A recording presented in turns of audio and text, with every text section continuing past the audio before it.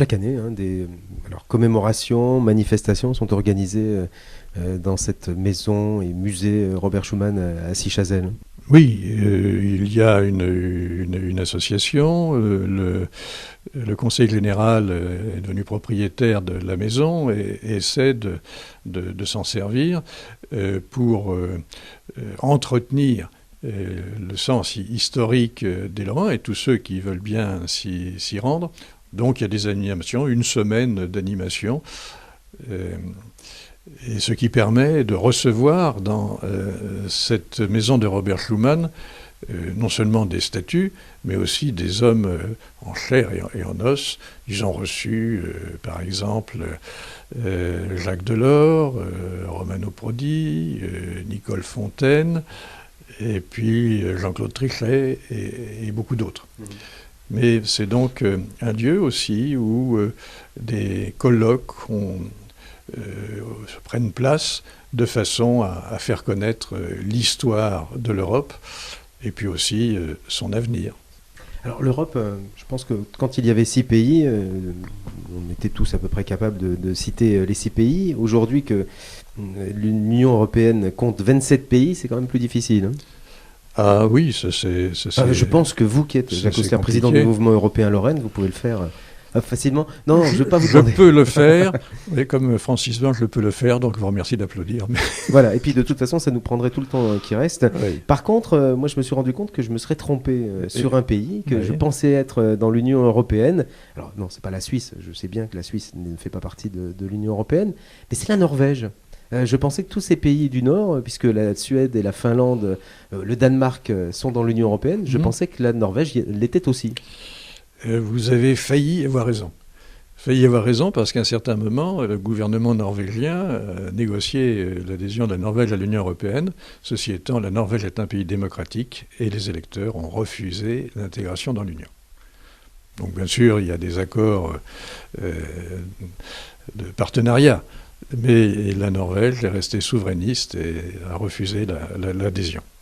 Alors, ceci étant, vous disiez qu'on était 27, nous serons bientôt 28, puisqu'au 1er janvier, un nouveau pays va rejoindre l'Union européenne, il s'agit de la Croatie.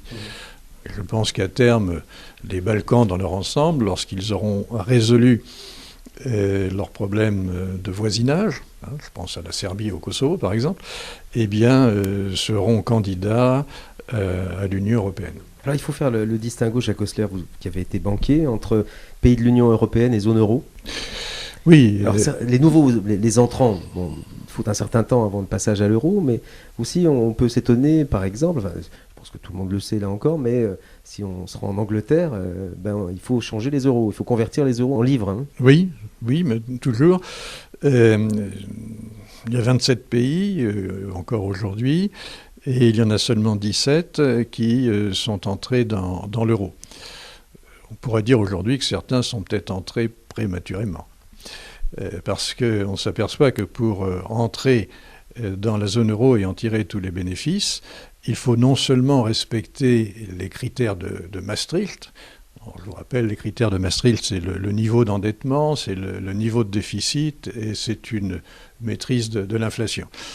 Mais on s'aperçoit que non seulement il faut les respecter à l'entrée, mais il faut les respecter en permanence après. Parce que par exemple la France et l'Allemagne n'ont pas fait en 2003. Ils n'ont pas respecté le pacte de stabilité d'une façon complice. Ce qui fait que les autres pays ont suivi bien sûr ce que faisaient ces deux grandes puissances. Donc il faut respecter, et ce n'est pas suffisant. Aujourd'hui, on s'est aperçu que des déséquilibres pouvaient naître, par exemple des déséquilibres macroéconomiques.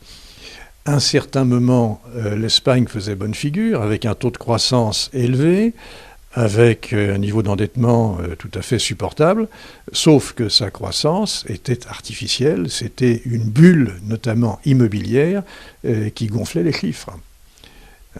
Et on n'a pas surveillé la consistance de la croissance. Même chose, par exemple, plus récemment à Chypre.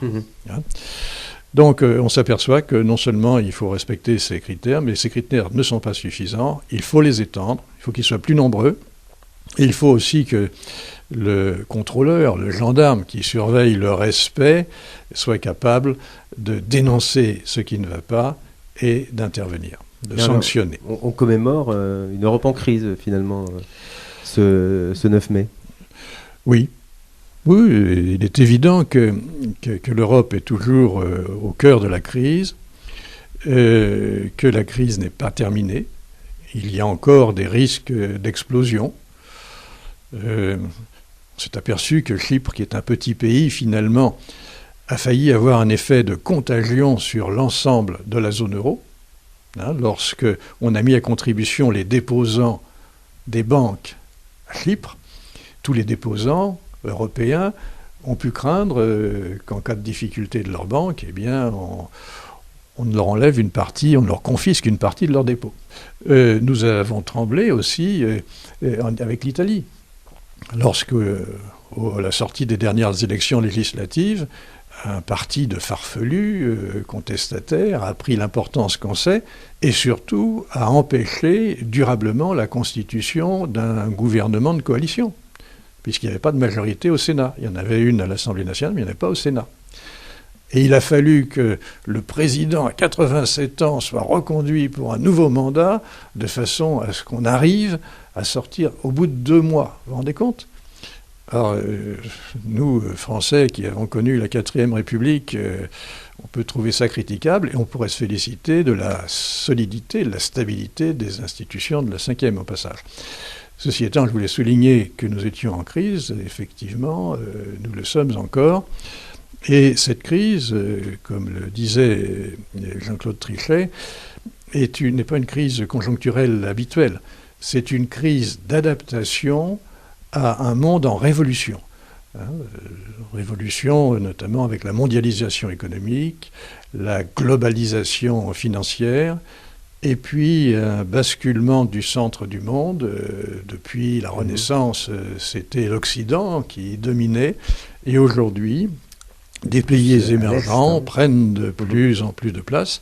Et d'ailleurs, lorsque le nouveau pape a été élu, j'ai dit sur votre antenne que c'était le symbole du basculement du pouvoir spirituel de l'Europe, de la vieille Europe, vers un nouveau continent. Merci beaucoup, Jacques Osler. Je rappelle que vous êtes président du mouvement européen Lorraine et qu'aujourd'hui, en ce 9 mai, c'est la journée de l'Europe.